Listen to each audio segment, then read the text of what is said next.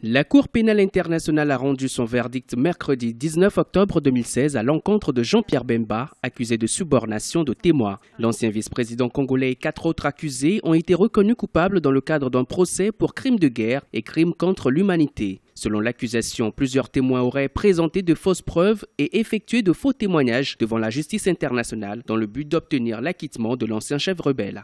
Selon l'accusation, 8 témoins avaient déjà admis avoir menti. Jean-Pierre Bemba a la possibilité d'interjeter appel dans un délai de 30 jours. Donc la procédure lui offre cette possibilité.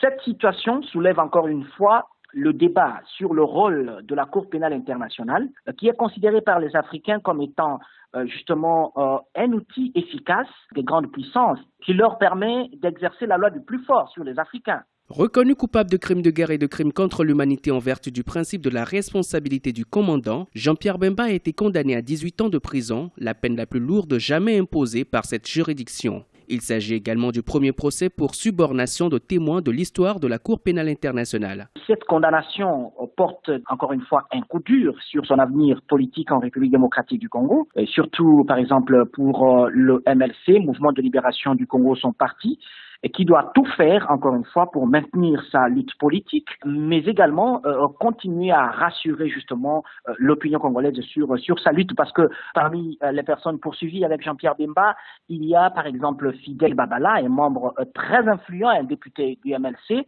qui est très influent, et donc ce n'est pas une bonne nouvelle pour le parti de Jean-Pierre Bemba. En tant qu'autorité hiérarchique, Jean-Pierre Bemba avait déjà été condamné le 21 juin 2016 à 18 ans de prison. Le nouveau verdict de la Cour pénale internationale semble avoir porté un coup à l'espoir des proches de l'ancien vice-président. Placé en détention à La Haye depuis 2008, son procès est souvent montré en exemple pour affirmer l'intransigeance de la justice internationale.